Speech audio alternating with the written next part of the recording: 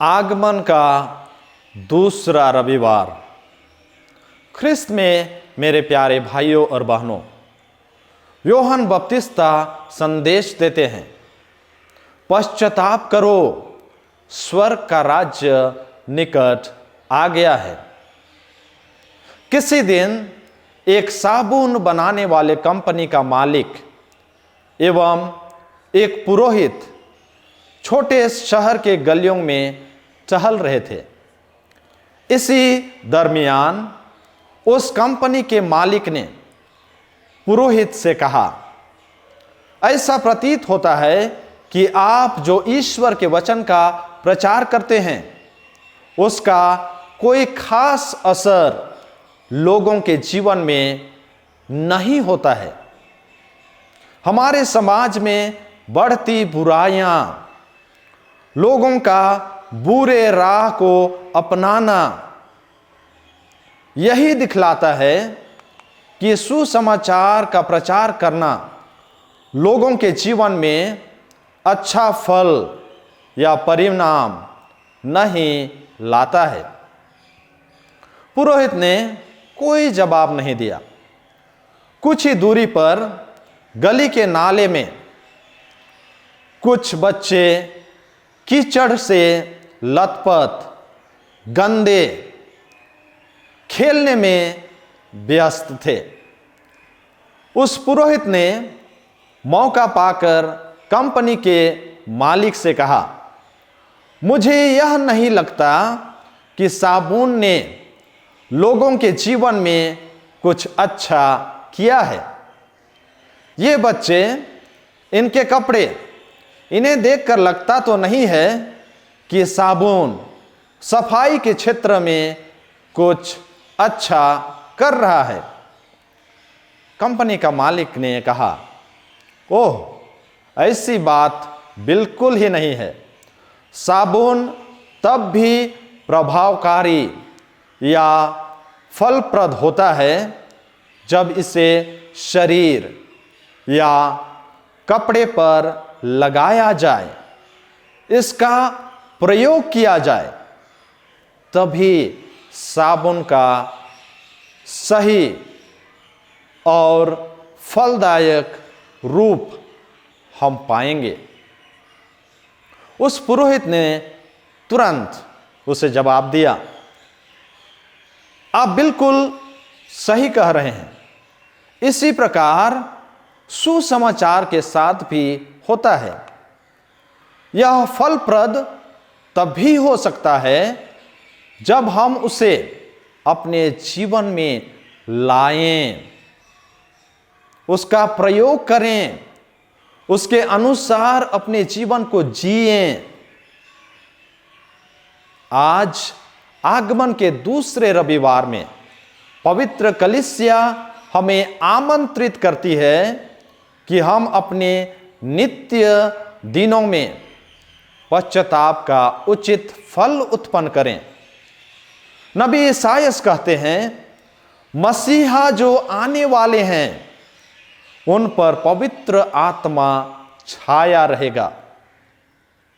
वे न्यायप्रिय, महान और पवित्र होंगे, क्योंकि वे ईश्वर के पुत्र हैं। यूहन्ना बपतिस्ता ईश्वर के चुने बड़े नबी होते हुए भी अपनी कमजोरियों को जानते हैं और कहते हैं, मैं तो उनके जूते के फीते खोलने लायक नहीं हूं। यह है हम मनुष्यों की परिस्थिति, और हम अपने इस कमजोरियों में या अपवित्रता में मसीहा को आने वाले हैं, उनका एहसास शायद हम अपने में नहीं कर पाएंगे, उन्हें अपने जीवन में जगह नहीं दे पाएंगे। और इसलिए यह नितांत आवश्यक है कि हम अपनी कमजोरियों, अपने टेढ़े मेढ़े रास्तों पर चलने के लिए पश्चाताप कर इसे सीधा बनाएं। पश्चाताप हमारी नम्रता और ईमानदारी को दर्शाता है कि हम पापी हैं और हमें हमेशा मुक्तिदाता यीशु ख्रिस्त की आवश्यकता है। पश्चाताप के द्वारा हम ईश्वर एवं एक दूसरे के साथ हमारे संबंध को पुनः जोड़ते हैं, हमारे रिश्ते को मजबूत बनाते हैं।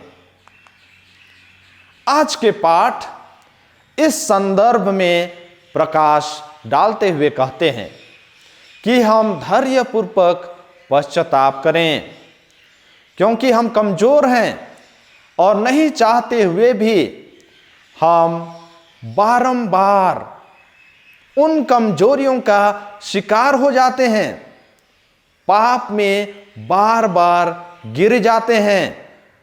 अतः हमें पश्चाताप एवं अपनी कोशिशों में धैर्यवान बने रहने की आवश्यकता है।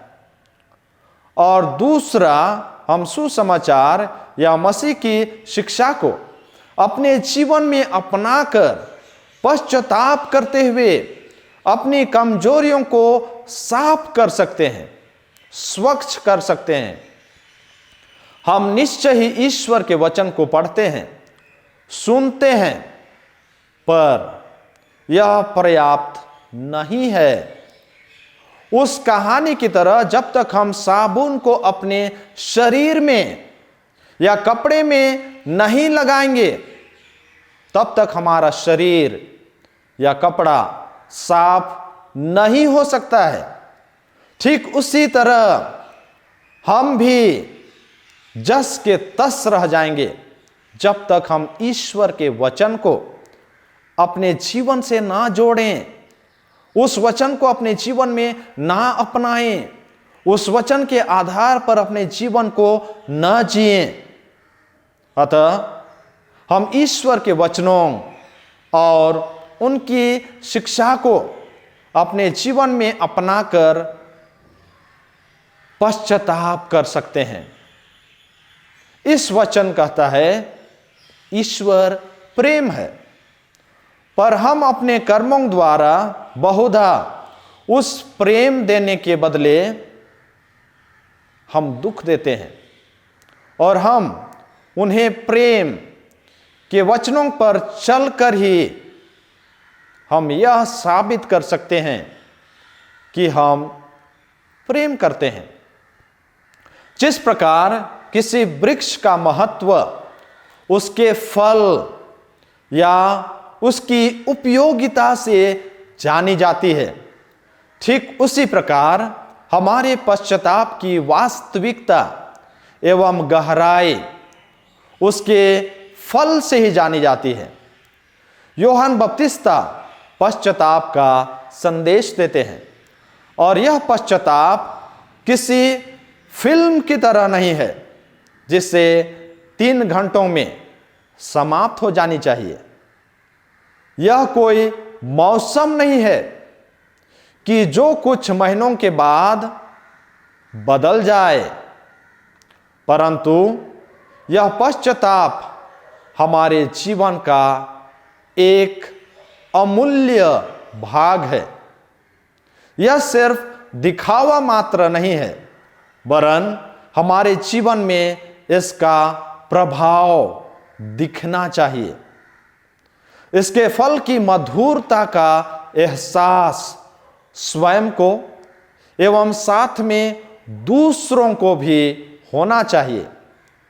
फरीसियों एवं सदुकियों को अपने पास बपतिस्मा ग्रहण करने आते देख यूहन्ना बपतिस्ता उन्हें सचेत करते हुए कहते हैं कि यह बपतिस्मा जो पश्चाताप का बपतिस्मा है, इसे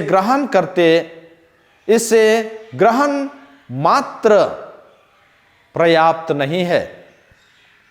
परंतु कहीं इससे भी अधिक अधिक जरूरी है पश्चाताप का फल उत्पन्न करना।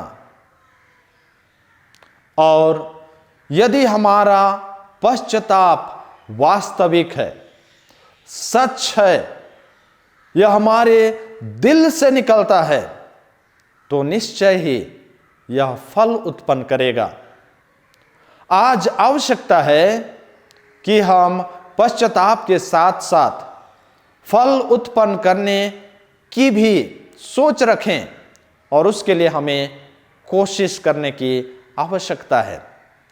पश्चाताप के फल विभिन्न रूपों में हो सकते हैं। कुल्हाड़ी जो जड़ों पर लग चुकी है, हम हमारी बुराइयों के जो जड़ हैं, हो सकता है हमारी एक दूसरे के प्रति बुरी सोच, हमारा घमंड, स्वार्थीपन, ईर्ष्या या फिर निशापान, हम इन जड़ों को ईश्वर के वचन रूपी कुल्हाड़ी को अपनाकर काट सकते हैं। पश्चाताप के फल हमारे हर दिन के जीवन में दिखनी चाहिए। हो सकता है हमारे वचनों की मधुरता में, हमारे दूसरे के प्रति सहायता, दया एवं क्षमा में, हमारे दैनिक पारिवारिक प्रार्थना में, हमारे निस्वार्थ आचरण या व्यवहार, और हो सकता है अपने जिम्मेदारियों एवं कार्यों को ईमानदारी एवं निष्ठापूर्वक करने में हम इस फल को देख सकते हैं और दूसरों को दिखा सकते हैं। हम याद रखें, ये फल तभी संभव है जब हम हमारी बुराइयों के जड़ को ईश्वर के वचन रूपी कुल्हाड़ी से काटें। अतः यह उचित ही होगा कि यदि हम आगमन के इस पुण्य काल में कुछ समय व्यतीत करें और अपने आप में बुराइयों के जड़ को खोजने में हमें सामर्थ्य होने की आवश्यकता है, जिससे कि हम उस जड़ को काट सकें। तो चलिए हम प्रार्थना करें कि ईश्वर हमें अपनी बुराई रूपी जड़ के प्रति हमें आगाह करें तथा इन्हें काटने में हमें धैर्य, साहस एवं मजबूत इच्छा शक्ति प्रदान करें, जिससे कि हम उचित फल उत्पन्न कर सकें। आमीन।